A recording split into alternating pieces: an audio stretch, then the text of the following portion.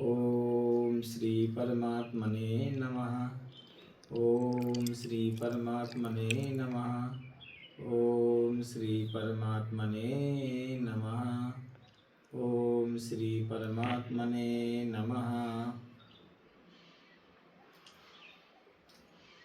श्री गीता जी में 10वें अध्याय में भगवान श्री कृष्ण जी ने नारीणाम स्मृति मेधा धृति क्षमा वाक आदि आदि विभूतियों को अपनी विभूतियाँ बताया है। वाक क्या है, मेधा क्या है, धृति क्या है, क्षमा क्या है और इनका संयमन नियमन अनुपालन व्यक्ति के जीवन में सामाजिक जीवन में कैसे होना चाहिए, इस संदर्भ में बहुत सारे दार्शनिकों ने महापुरुषों ने अपनी अपनी तरफ से विश्लेषण किया है। शील संयम सदाचार त्रमेकत्र संयमा। श्री महर्षि पतंजलि जी ने संयम की महत्ता को प्रतिपादित किया है। तीनों का एक जगह संयमन हो जाता है, नियमन हो जाता है, एकाग्रता हो जाती है, एकीकरण हो जाता है। उन्होंने कहा कि वह शक्ति का रूप ले लेता है। जब मन और वाणी और आत्मा तीनों का संयोग हो जाता है, एकत्रित हो जाते हैं, तो वहाँ पर भी प्रभु परमात्मा का रूप हो जाता है। जब मन अलग है, वाणी अलग है, विचार अलग है, सब फैला फैला है, विभाजित है, विकृत है, तो समझ लेना कि वहाँ पर हमारा मन इकट्ठा रहेगा नहीं। तो इकट्ठा नहीं होगा तो ऊर्जा का एकत्रीकरण नहीं हो सकता है। तो अभी प्रशांत के पिताजी का प्रश्न था, जिससे शांति मिले वह कार्य करना चाहिए, वह प्रश्न होना चाहिए। सब पढ़े सुने कर फल प्रभु एका, तव पद पंकज प्रीति निरंतर, सब साधन कर यह फल सुंदर। सारे लोगों से पूछा जाए कि आप क्यों कमा रहे हो, क्यों इतना पुरुषार्थ कर रहे हो, क्यों इतना मेहनत कर रहे हो, क्यों इतनी रात दिन आपाधापी कर रहे हो, तो लोग बोलते हैं कि नहीं मुझे पैसा चाहिए। तो पैसा किस लिए चाहिए? पैसा इसलिए चाहिए कि मैं शांति से रह सकूं, जीवन जी सकूं। अंतिम में यही आता है। तो सब कुछ था। तुर्गनेव नाम के एक रूसी राइटर ने लिखा है, एक बाप बेटा थे, दोनों के बीच में अनबन रहती थी। बाप ने अपने बेटे को धिक्कार करके घर से बहिष्कृत कर दिया, भगा दिया। इकलौता बेटा था, नाराजगी होने के कारण से भगा दिया। अब जब तक उसके अंदर में नौकरों पर भरोसा था, परिवार पर भरोसा था, अन्य कुटुंबियों पर भरोसा था, तब तक उसके लिए अपने बेटे की याद नहीं आई। जब उसको लगा कि हमारे पास में अंग शिथिल होने लगे हैं, शरीर कमज़ोर होने लगा है और शरीर जवाब देने लगा है कि हम कोई काम नहीं कर पाएंगे, और संपत्ति जितने स्वार्थी लोग थे उसके पास से भागने लगे। जब तक संपत्ति तब तक थे लोग। बचा कुचा धन बचा हुआ था, तो उसने सोचा कि बुढ़ापा के लिए होगा। तो उसके लिए समाचार पत्रों के माध्यम से ज्ञात हुआ, किसी ने खबर दी कि आपका बेटा इधर है। तो अपने बेटे के लिए लेने की लालसा से वह स्टेशन पर गया। और नया नया ट्रेन का ज़माना था, नई नई ट्रेनें विकसित हो रही थी, बहुत पुरानी बात है। तो वहाँ पाया कि एक स्टेशन के बगल में एक कमरा था, वहाँ पर उसने अपना निवास बना लिया कि रात्रि में हमारा बेटा आएगा और मैं तब तक प्रतीक्षालय कमरा लेकर किराए पर यहाँ रहता हूँ। तो उसका बेटा मेले कुचेले वस्त्र धारण किए हुए, कपड़े धारण किए हुए, बिल्कुल 3-4 बजे रात्रि में, 2 बजे रात्रि में पहुँच गया। तो उसने समझा कि कोई दूसरे का लड़का है। उसने कहा बाबूजी मुझे ठंडी लग रही है, बाबूजी मुझे ठंडी लग रही है। अपने पिता से कह रहा, पिता पहचान नहीं रहा, ना बेटा पहचान रहा, ना पिता पहचान रहा। ना बेटा ने पहचाना, ना पिता ने पहचाना।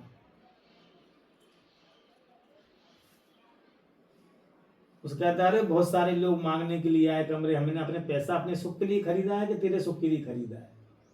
और धक्का दे करके उस सेठ ने ये अपने बेटे को ही भगा दिया, वो तो पर अपरिचित था उससे।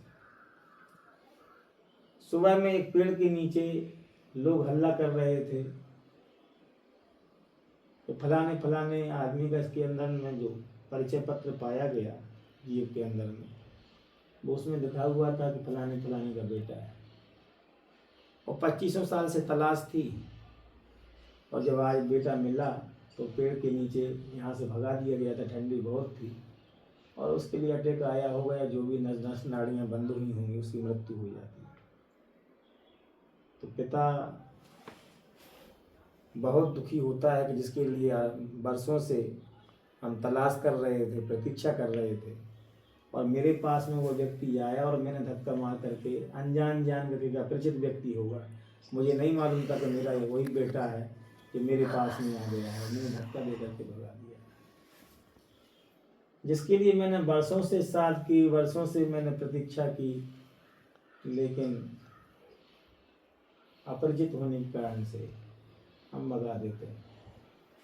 ऐसी ही सारी धरती पर जो भी संबंध हैं, दूर दूर तक हमारे लिए परिचित नहीं होते कि संबंध कौन से हैं, लेकिन हम उनको कष्ट देते हैं, वो हमें कष्ट देते हैं, अंत में हम मर जाते हैं, पता चला कि ये आदमी बहुत काम का।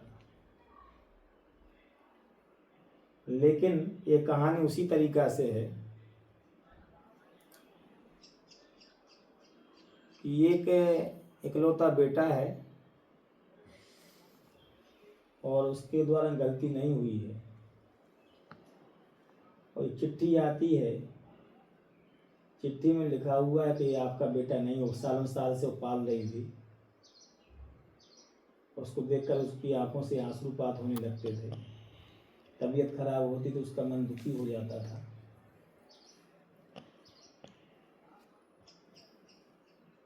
लेकिन जिस दिन उसको ये मालूम चल गया कि मेरा बेटा नहीं, उसकी मृत्यु हुई, तो उसके लिए बहुत ज़्यादा गम नहीं हुआ, क्योंकि अपना होने के कारण से ही गम होता है। तो भगवान गौतम बुद्ध की वाणी है, हस्तादि भेदेन बहु प्रकारो कायो व्यथैका परिपालनीय तथा जगत भिन्नम अभिन्नम सुखम दुखम सर्वमिदं तथैव। आज ईरान इजराइल अमेरिका का युद्ध चल रहा है, वहीं पर महाभारत चल रहा, हम भी हंस रहे हैं, जनता भी हंस रही। कोई पेपर पर रोता है उसको? कितने सारे छात्र जो असहाय थे, जो जिन्होंने कोई अपराध नहीं किया था, उनकी भी हत्या हो जाती है। 170 बच्चे, 270 बच्चे अमेरिका इजराइल के द्वारा मार दिए जाते हैं, या इनके द्वारा उनके मार दिए जाते हैं। तो आप करुणा और संवेदना की भावना कहाँ से रखेंगे? यदि अपना बेटा मरा होता या व्यक्ति किसी का मरा होता तो हमारी आंखों से बिलबिला करके आंसू झर रहे होते हैं, कह देते कि सारी संपत्ति बेकार है, तेल मिल अपने पास रखो, हमारे लिए अपना बेटा दे। मुंशी प्रेमचंद जी ने एक कहानी लिखी थी, मुझे बहुत अच्छा लगा कहानी पढ़ करके। एक बेटे की शादी हुई है और वह बेटा आधुनिक जमाने का है, और ग्रामीण लड़की से उसका विवाह हो जाता है। तो लड़की के स्वभाव में क्या है कि हर दिन वो रामचरितमानस का पाठ करती है, और जब पति बीमार होते हैं तो वो रोने लगती है, पैर दबाती है, सिर दबाती है, मालिश करती है, सब प्रकार से सेवा करती है। तो पति कहता कि ये क्या कर रही हो, ये तो पुराने जमाने की बात है, ये रामचंद्र जी करते रहे होंगे कि अपने पति से ऐसा लगाओ, फलाना निकाना। अरे चलो क्लब में बैठेंगे, वहाँ हंसी करेंगे, मजाक करेंगे, वहाँ जिएंगे, शराब पिएंगे, मदिरा पिएंगे, नाच करेंगे, डांस करेंगे बार में जा करके, सप्ताह सप्ताह। वो लड़का आधुनिक जमाने का था, वो लड़की भगवान मतलब कि रामायण गीता अध्ययन स्वाध्याय करने के कारण से उसका मन पवित्र हो चला था। बहुत दिन के बाद में धीरे धीरे धीरे धीरे उसने कहा उपन्यास पढ़, क्या है रामायण गीता पढ़ती रहती है।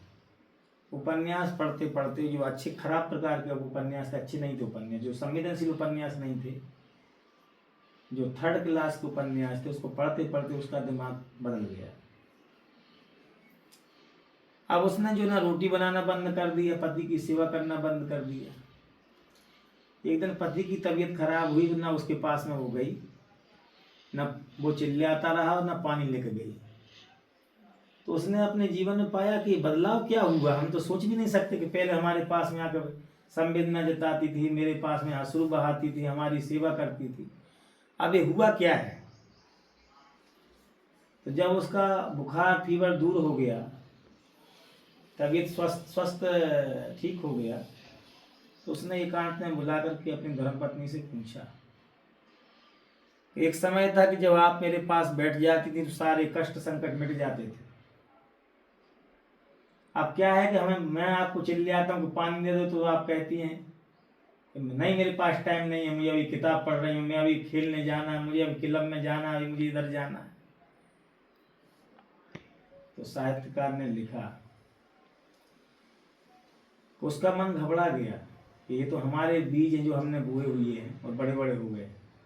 वो तो पवित्र थी विचारों से, तो उसके तो शुभ संस्कार थे, उसके तो रामायण गीता भागवत के हिसाब से संस्कार थे, सेवा के संस्कार थे, भाव के संस्कार थे, कुभाव के संस्कार नहीं थे। लेकिन जो मैंने बार बार दबाव डाला, इसमें क्या रखा हुआ है रामायण गीता में, रामायण गीता में क्या रखा हुआ है, अरे तो सब पुराने जमाने की चीजें, अब तो नई जमाने की चीजों में आ जाओ। तो आज तो मैं संवेदना से, आज मेरी पत्नी संवेदना से रहित हो गई। उसने कहा कि अब मैं अपने शहर को छोड़ देता हूँ, हमारी जो नौकरी थी उसको भी छोड़ देता हूँ, अब तो गांव में ही रहेंगे और गांव का ही जीवन जिएंगे, और ये जो जीवन है वो ठीक नहीं। संवेदना से रहित जीवन किसी का भी हो, करुणा से रहित किसी व्यक्ति का भी जीवन हो।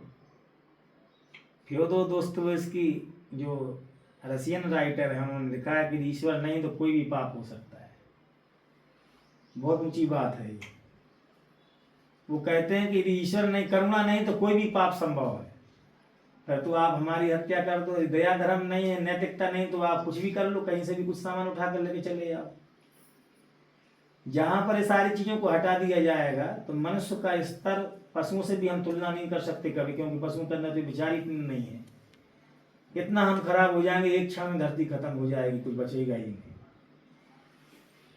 अपने पात्र के माध्यम से, अल्यूसा के माध्यम से फ्योदोर दोस्तोयेव्स्की अपने विदर्शकार्मा जो उपन्यास में बुलवाते हैं, यदि ईश्वर नहीं है तो कुछ भी पाप हो सकता, कोई भी पाप संभव है यहाँ पर, तो कुछ भी संभव, कुछ भी करिए।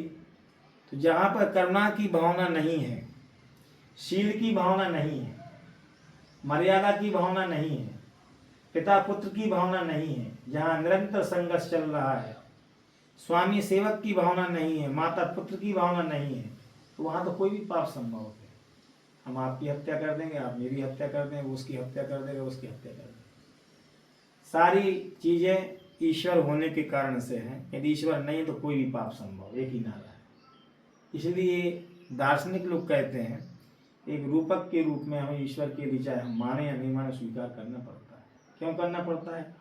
क्योंकि हमारे पास मानवता खत्म हो जाएगी, हम दानवों से भी बदतर हो जाएंगे, हमारे अंदर में केवल मारने काटने की भावना रहेगी, तो समाज संस्कृति सभ्यता कैसे सुरक्षित रह सकती है?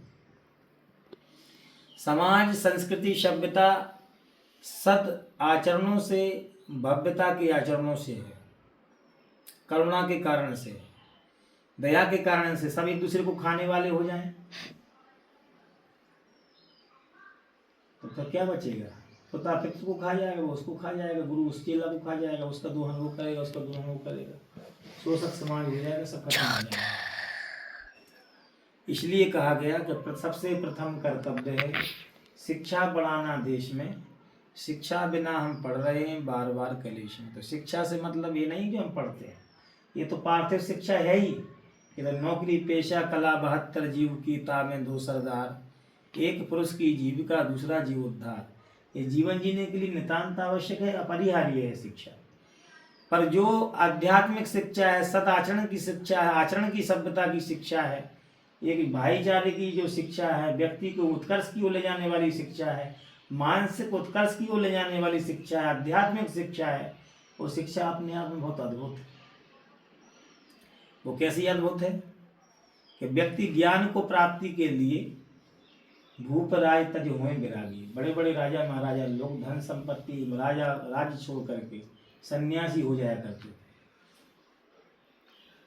तो वो कौन सा उत्कर्ष था, कौन सा ऐसा दिव्य आदर्श था, कौन से ऐसे वो सद्गुण थे जिनके कारण से वो जान लेते थे कि हमारे जीवन का अंतिम सत्र चल रहा है।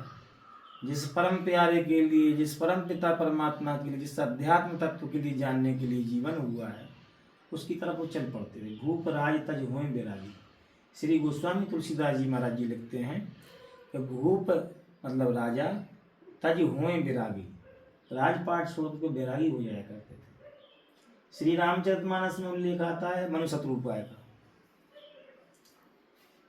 श्री गोस्वामी तुलसीदास जी लिखते हैं स्वयंभू मनु और शत्रुपा जिनते भई नर सृष्टि अनूपा, दंपति धर्म आचरण नीका, अजहूं गाव श्रुति जिनकी लीका। वेद पुराण स्मृति जिनके गुणानुवाद आज भी गा रहे हैं, ऐसे मनु शत्रुपा जिनसे सृष्टि का प्रादुर्भाव हुआ, उत्पादन हुआ, संतति आगे बढ़ी। दंपति धर्म मनु और उनकी पत्नी का नाम है शत्रुपा। मनु जिनके द्वारा मानसिक विकास हुआ और उनकी धर्मपत्नी का नाम है शत्रुपा। सत्संस्कार, शुभ संस्कृति, शुभ लक्षणा और आदर्श आचरण वाली ऐसी माँ मनु शत्रुपा ने दो पुत्र हुए उनके, प्रियव्रत और उत्तानपाद। प्रियव्रत से भी महापुरुषों का अवतरण होता है, नाभि से लेकर के ऋषभदेव भगवान की वंश परंपरा में आते हैं। और उत्तानपाद की पावन परंपरा में उत्तम और ध्रुव जी का अवतरण होता है, भक्त ध्रुव जी का।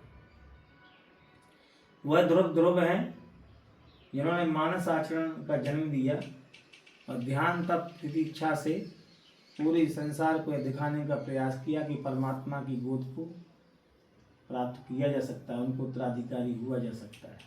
और ध्रुव पद जो अचल पद माना जाता है उसको प्राप्त किया जा सकता है। ध्रुव सगलानी जप्यों हरि नाऊ, पायम अचल अनुपम ठाऊं।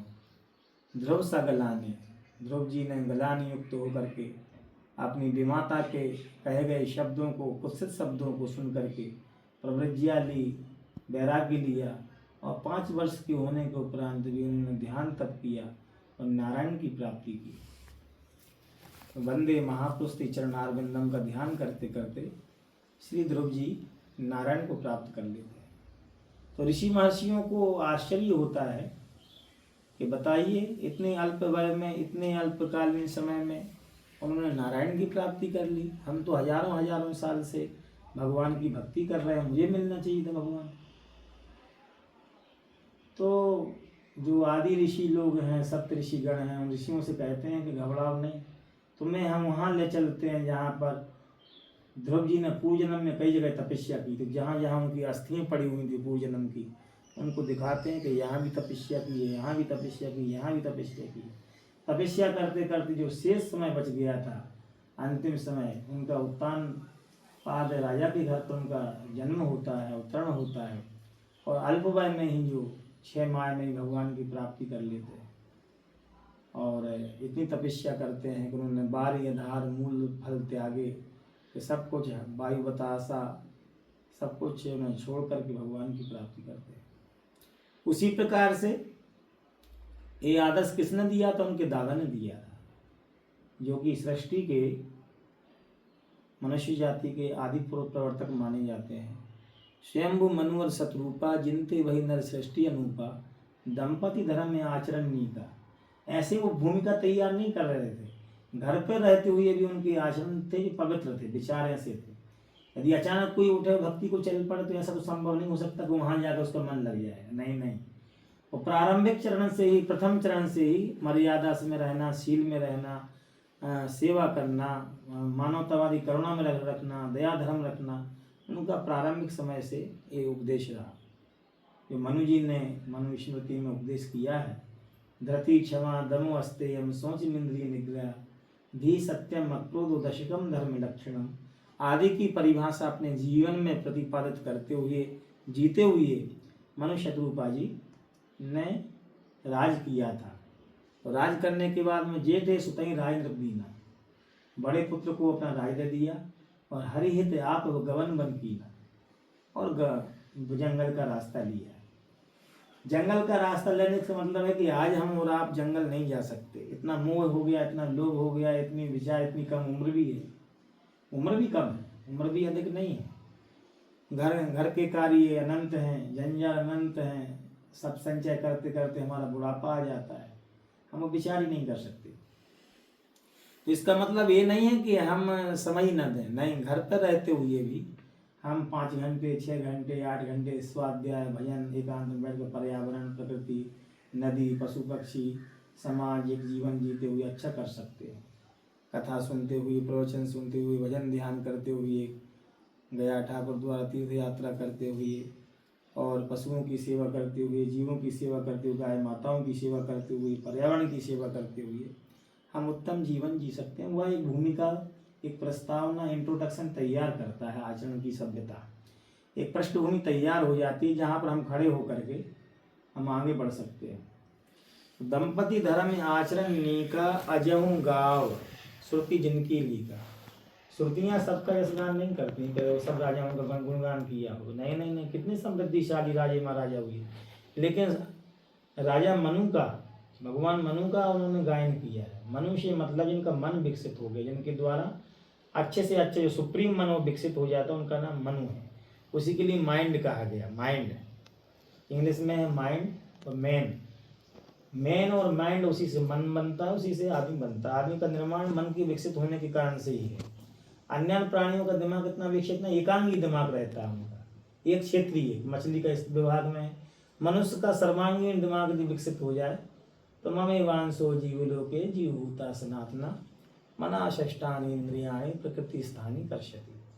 तो मनु भगवान ने कहाँ की शरण ली? अयोध्या जी से उठे, कहा यहाँ तो तीर्थ है ही, लेकिन हम नैमी शरण चलते हैं। नैमी शरण उस समय क्या था? जंगल था।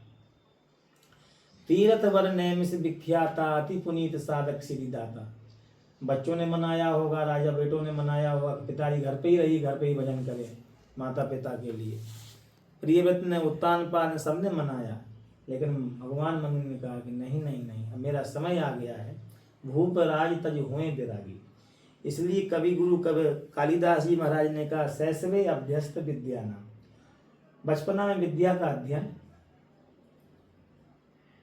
और वार्धक्य और धन का संचय, वार्धक्य मुनिवृत्ति नाम, तृतीय दल में वार्धक्य में मुनिवृत्ति से योग नाम ते तनु त्यजा, योगियों की तरह अंत में शरीर का परित्याग करना चाहिए।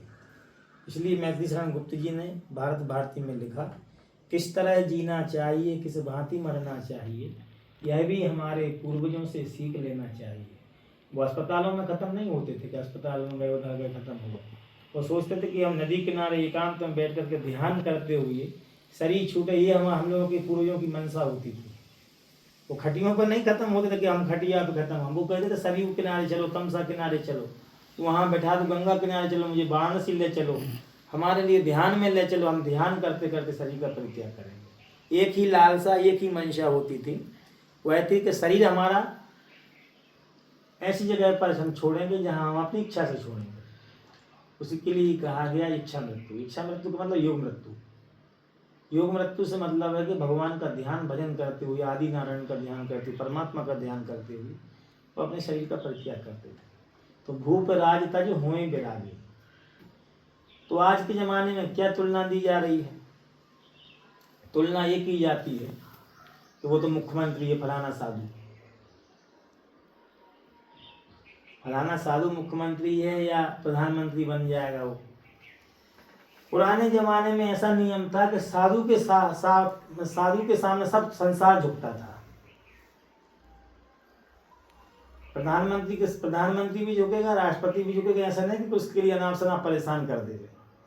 जो धार्मिक राजा होते थे वो अपने आप को सेवक मान करके संतों की सेवा करते थे, और धन व्यय उपलब्धि हो जाना उसके लिए प्रतीक नहीं था। राजा लोगों का राज ही उनके लिए समर्पित था। वो राजा भी नहीं थे, लेकिन सबसे बड़े राजा सन्यासी हुआ करते थे।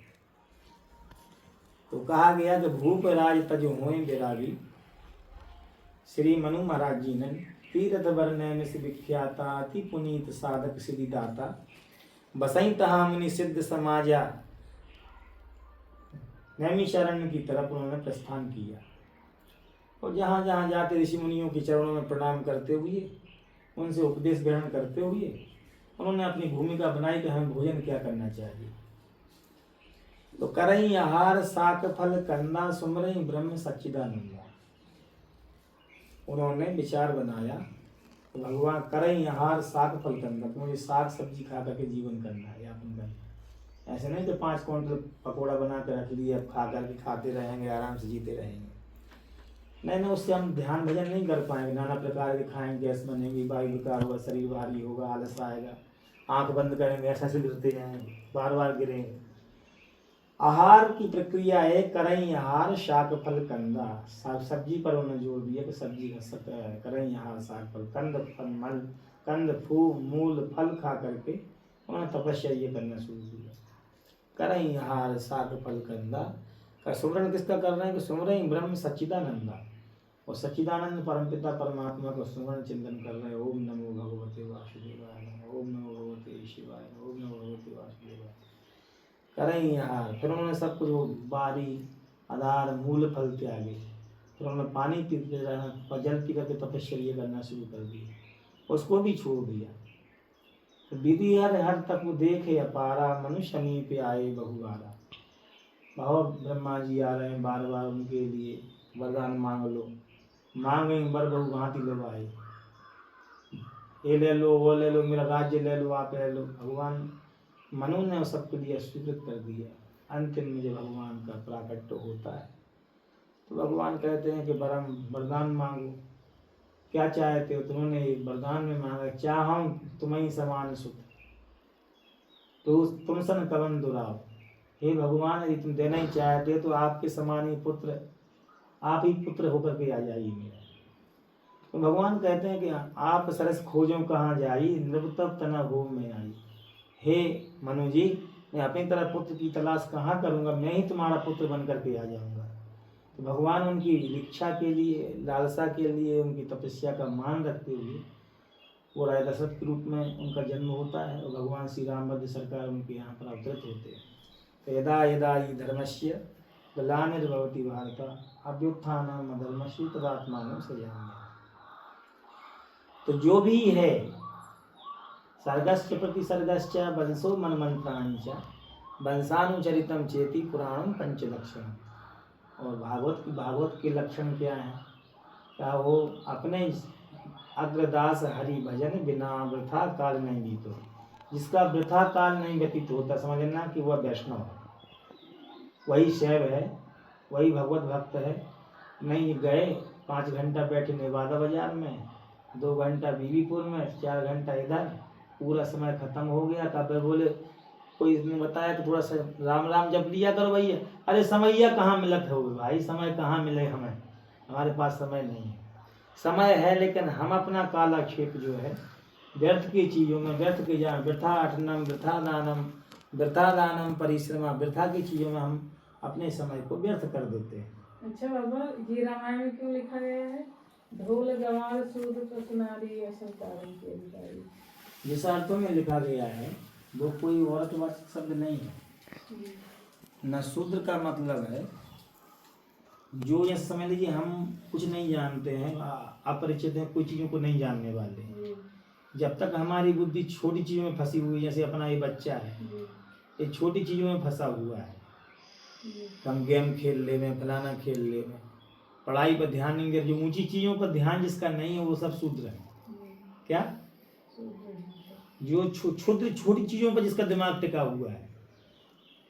जैसे एक हमारे यहाँ पे एक लड़का आया, उससे मैंने कहा कि तुम्हें बहुत कुछ मिलेगा। पहले मैंने नहीं कहा, जब लालसा रखा तब मैंने बोला। उसका दिमाग हमारे केवल मोबाइल पर था कि मोबाइल कैसे ले लेगा। जब भी होता तो वो मोबाइल, उसका दिमाग, गुरु जी आप ही का मोबाइल क्यों नहीं दे देते, तो हमने उसको नाराज होकर दे भी दिया, प्रसन्नता में नहीं दिए। तो मैंने एक अनुभव किया, जब छोटी चीज़ों में जब दिमाग टिका हुआ है तो वो क्या है, शूद्र है। जिसका दिमाग छोटी चीज़ों पर टिका है, जैसे अभी पूरे विश्व का दिमाग छोटी चीज़ों पर टिका हुआ है। युद्ध कैसे होगा, टीवी कैसे मिले, मोबाइल कैसे मिले, सुख ऐसी जिंदगी कैसे मिले। वो ये नहीं चाह रहा है कि दुनिया रहेगी तो बहुत सारी चीज़ें रहेंगी। जैसे कि एक रतन सिंह नाम के राजा थे, वो जंगल में वो पशुओं के जीवों के बहुत प्रेमी थे। तो वो यात्रा करते करते जंगल में पहुंच गए और वहां पर वो रास्ता भटक गए। तो 3 लड़के मिले। वो पक्षियों को देखने मिलने जुलने जाते तो उनको सामान लेकर के, राशन पानी लेकर के, मारने नहीं जाते थे, क्यों मारने वाले राजा थे। वो उनको दुलार करते थे, उनको मानते थे। सब पक्षी उनकी पहचान रखते थे, उनसे संवेदना रखते थे। तो वो गए, पक्षियों ने उनका प्रेम को स्वीकार किया, लेकिन वापस में आते समय वो रास्ता भटक गए। जब रास्ता भटक गए तो 3 लड़के मिले। एक का नाम था मोहन, एक का नाम था सोहन, एक का नाम था रुद्र। तीनों मिले तो उन्होंने कहा कि मेरे लिए भोजन का प्रबंध करोगे, मेरे लिए भोजन पानी का प्रबंध, सोने का प्रबंध करोगे। मैं मार्ग भटक गया। रुद्र ने कहा, सोहन ने कहा, मोहन ने कहा कि हाँ क्यों नहीं करेंगे बाबूजी। और तीनों उनके लिए भोजन सामान सब लेकर के चले जाए, खाने पीने की व्यवस्था, उनके पैर दबाए, उनकी सेवा सत्कार की।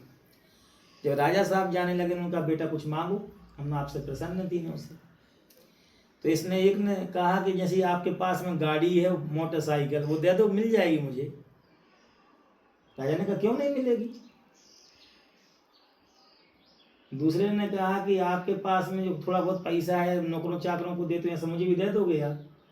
तुम्हें क्यों नहीं मिलेगा, लो ये पैसा। तीसरे ने कहा कि मुझे पढ़ाई करवा दो, मेरा अध्ययन करवा दो, मैं विद्वान हो जाऊं। और तीनों को दे दिए। कहाँ थे तो आपकी पढ़ाई होगी, आपके लिए में हम आपको अपने बेटे से भी ज्यादा मानेंगे। बेटे से भी ज्यादा राजा करुणावान थे, दयालु थे। और ले गए, उस बेटे की पढ़ाई कराए, उसके लिए महामंत्री बना दिया गया, उससे सलाहकार बना दिया गया। एक दिन ऐसा हुआ कि बाढ़ आई और मोटरसाइकिल बह गई। इसके पास वो धन था वो भी बह गया, सामान वामान जो खरीदा था। अब सब रोने लगे दोनों बैठ करके कि अरे मेरे पास तो कुछ भी नहीं रह गया। अंतिम इस बालक के पास में आए, अरे इसने क्या मांगा था, तो महामंत्री बन के बैठा हुआ है। कहा उसने बुद्धि मांगी थी, इसलिए भगवान से क्या मांगा जाता, ओम भूर्भुवः स्वः तस्य पितृवरेण्यं भर्गो देवस्य धीमहि धियो यो न प्रचोदयात्। आप बुद्धि दे दो, मुझे ज्ञान दे दो। अस्तो मां सद्गमय तमसो मां ज्योतिर्गमय मृत्योर्मा अमृतो गमय। हमें अमृत की दिशा दे दो, उन्होंने ये मांगा हुआ। तो मांग, उन्होंने कहा कि अरे हमारा तो सब कुछ चला गया, ये तो महामंत्री बना बैठा है। तो उसके पास में सलाह लेने गए। हमने तो बुद्धि मांगी थी, हमने तो ज्ञान मांगा था, अब इनका सब कुछ चला गया था। इसलिए जो भी हम भगवान से मांगे उसमें भक्ति मांगना चाहिए, भगवान से बुद्धि मांगना चाहिए, भगवान से सेवा मांगना चाहिए। जैसे राजा रणतीदेव से भगवान ने कहा क्या चाहते हो राजा, आपने बहुत मेरे लिए परित्याग किया, समाज के लिए 48 दिन से भूखे बैठे हुए हो। तो राजा रणतीदेव ने ये नहीं कहा कि मुझे साम्राज्य वापस कर दो, मेरा राज्य वापस कर दो। उन्होंने कहा न त्वं कामये राज्यम न स्वर्गम न पुनर्भवम कामये दुख तप्तानां प्राणिनां मार्तिनाशनम। ना तो मैं जो है राज्य चाहता हूँ, न साम्राज्य चाहता हूँ, हमारे लिए जो मैं सेवा कर रहा हूँ ये सेवा ही प्रदान करते जाइए और भक्ति भाव बढ़ाते जाइए मुझे। वसी न त्वं कामये राज्यम न स्वर्गम न पुनर्भवम कामये दुख तप्तानां।